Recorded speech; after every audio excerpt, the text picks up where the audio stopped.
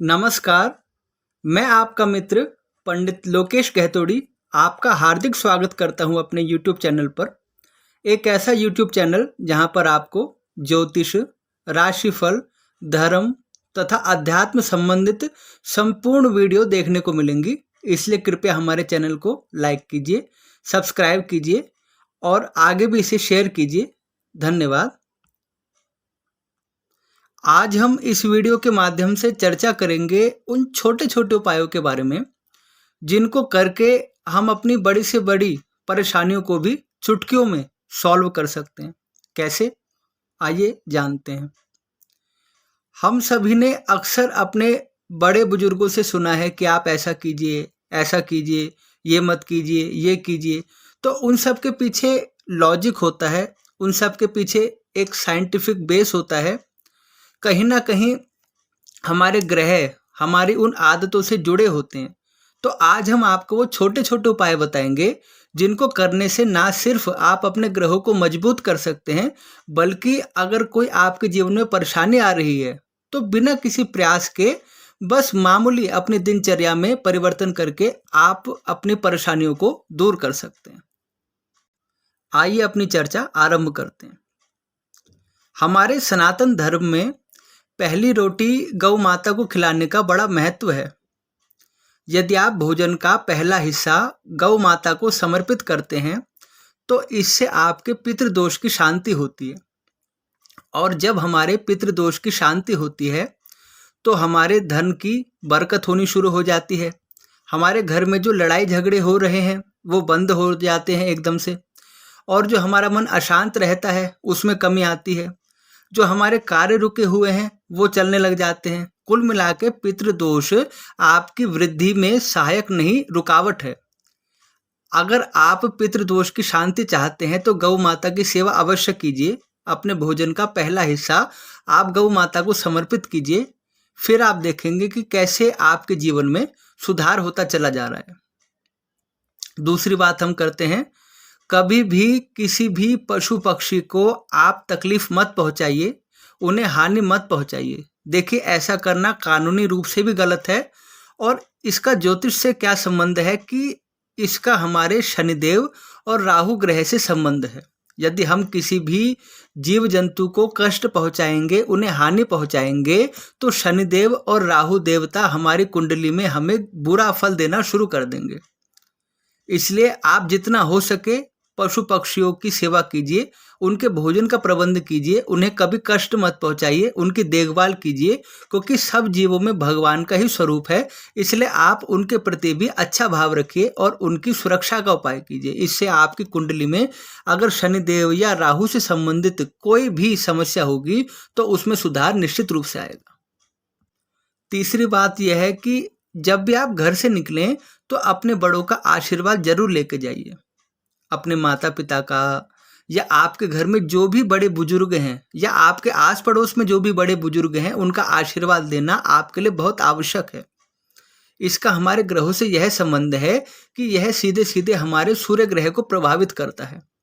और आप जानते हैं कि यदि आपका सूर्य ग्रह मजबूत हो जाए तो आपके आत्मविश्वास में वृद्धि होगी, आपकी कार्य क्षमता बढ़ेगी और आपके कार्य क्षेत्र में सुधार होगा।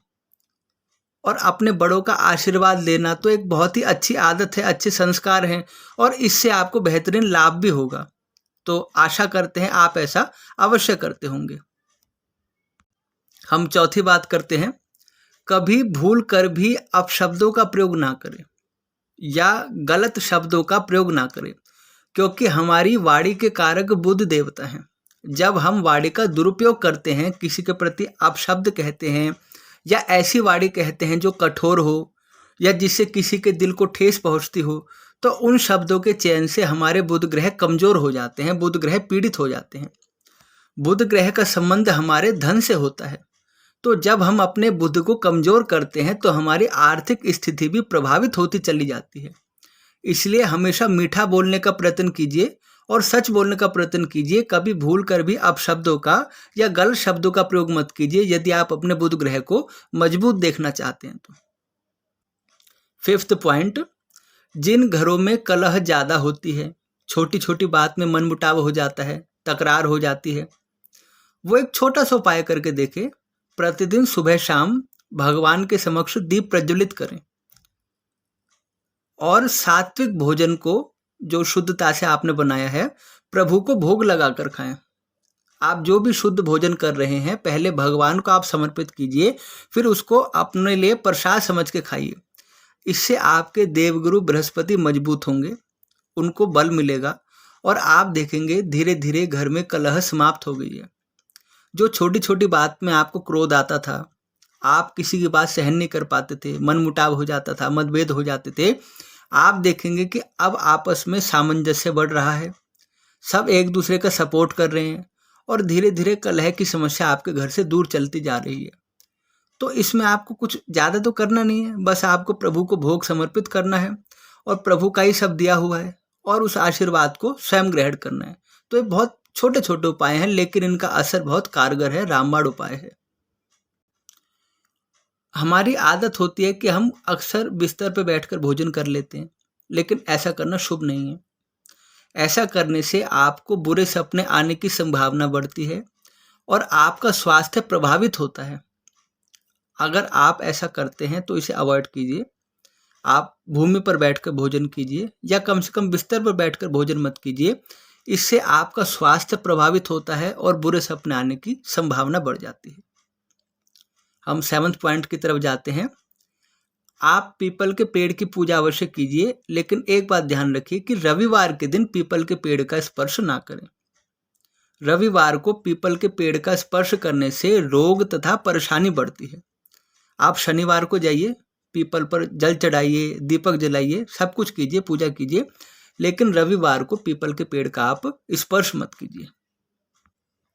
8वां पॉइंट, यदि आप बढ़ते वजन से परेशान हो गए हैं और कोई व्रत करना चाहते हैं कि आपका वजन नियंत्रित हो जाए या कंट्रोल में हो जाए, तो आप श्री एकादशी जी का व्रत करें। अगर आपको ऐसा लगता है कि आपका वजन बढ़ता ही चला जा रहा है और आप बहुत एक्सरसाइज भी कर रहे हैं और खाने पीने पर आप कंट्रोल भी कर रहे हैं, फिर भी आपके कंट्रोल से बाहर जा रहा है, तो आप श्री एकादशी जी का व्रत करने का निश्चय कीजिए। अगर आप व्रत करना चाहते हैं तो इसमें देखिए 2 फायदे होंगे। एक तो आपका जो वजन है वो कंट्रोल होगा, क्योंकि ये बृहस्पति का कारक तत्व है। दूसरा, आपकी कुंडली में देवगुरु बृहस्पति शुभ होंगे, जिससे आपका स्वास्थ्य बेहतर होगा और आपके जो हेल्थ इशू हैं वो ठीक होते चले जाएंगे। पूर्णिमा के दिन आप उपवास रखने का प्रयास कीजिए। यदि आप उपवास नहीं रख सकते तो फलाहार अथवा सात्विक भोजन कीजिए, क्योंकि पूर्णिमा के दिन चंद्र देवता 16 कलाओं से युक्त होते हैं और इस दिन चंद्रमा का गुरुत्वाकर्षण बल सबसे अधिक पृथ्वी पर पड़ता है। जो सबसे ज़्यादा प्रभाव है इस दिन वो पृथ्वी पर पड़ता है। तो इस दिन आप उपवास रखेंगे तो आपको मानसिक रोगों से निवृत्ति मिलेगी। आपको चिंता अधिक होती है, आप तनाव अधिक लेते हैं, टेंशन बनी रहती है, कहीं ना कहीं से मतभेद, तनाव, झगड़ा बना रहता है, तो आप पूर्णिमा को उपवास रखिए। आप देखेंगे आपकी स्थिति कितनी बेहतर हो गई है। और यदि आप उपवास नहीं रख सकते तो कम से कम फलाहार कीजिए या सात्विक भोजन करने का प्रयत्न कीजिए। इस दिन चंद्रदेव की पूजा अवश्य कीजिए। इससे आपकी कुंडली में चंद्रमा को बल मिलेगा और चंद्रमा मन के कारक है। चंद्रमा को बल मिलते ही आपकी मानसिक स्थिति मजबूत हो जाएगी। आगे बढ़ते हैं।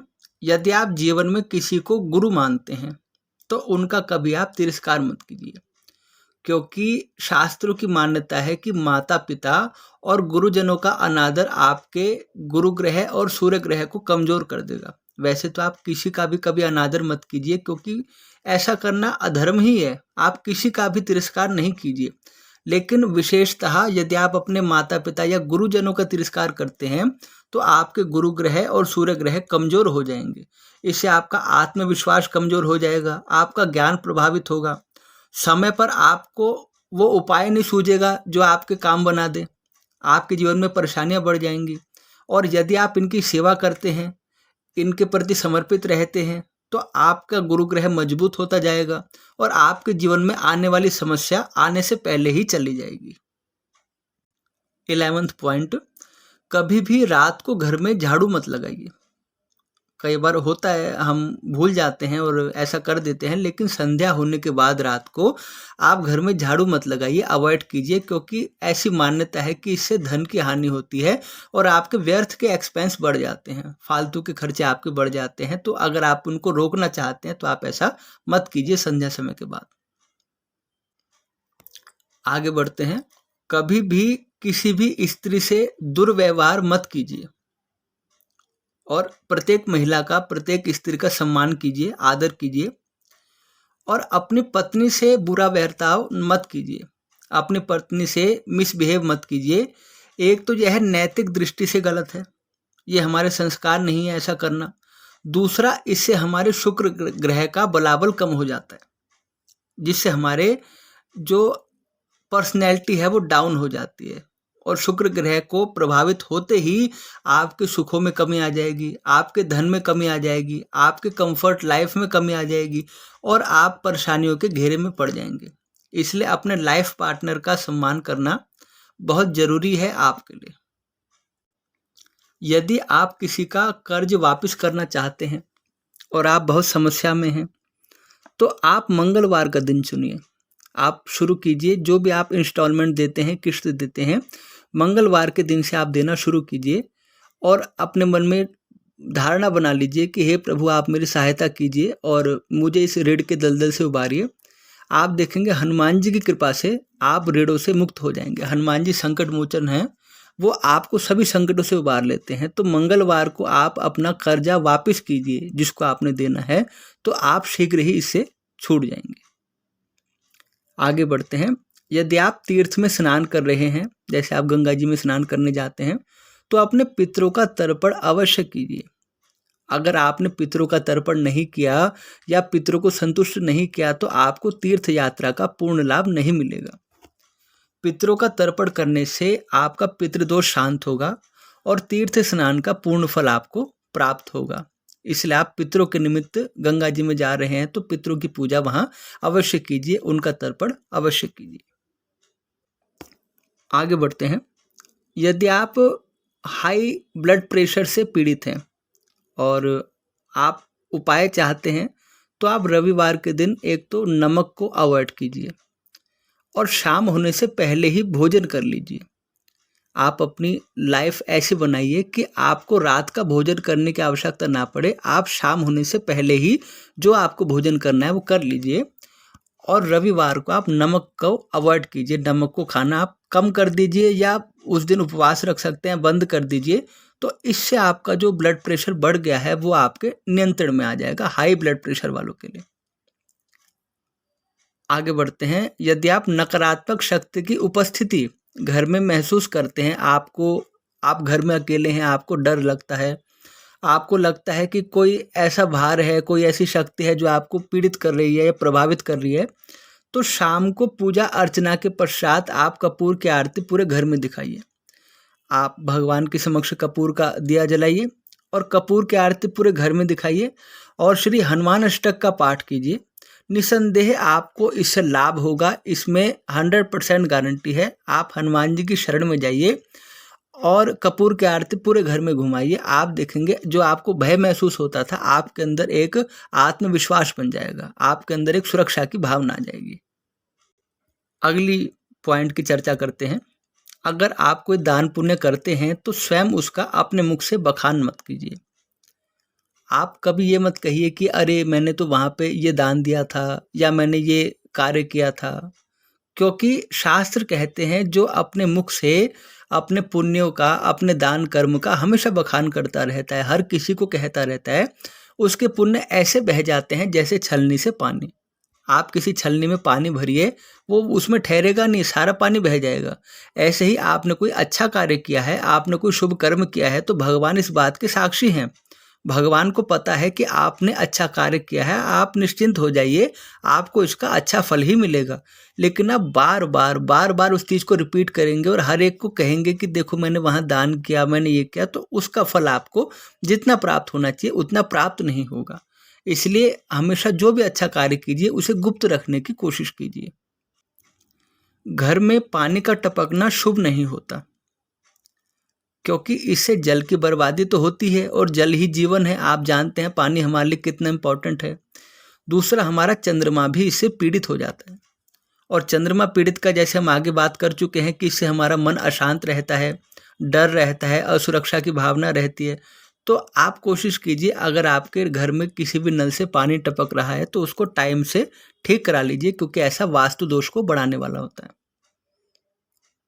यदि आप अपने घर में बरकत चाहते हैं, आप चाहते हैं जो आपके एक्सपेंस हैं वो सिर्फ उन कार्यों पर हो जिस पर आप करना चाहते हैं, व्यर्थ के एक्सपेंस या फालतू के एक्सपेंस ना हो, आपका जो धन का जो आपका बैंक बैलेंस है वो बढ़े, आपके घर में सुख शांति रहे, परिवार के सदस्यों का जो हेल्थ है वो ठीक रहे और घर से सारी लड़ाई झगड़े टेंशन दूर भाग जाएं और घर में खुशी का वातावरण हो, तो महीने में एक बार आप घर में हवन करने का प्रयत्न कीजिए।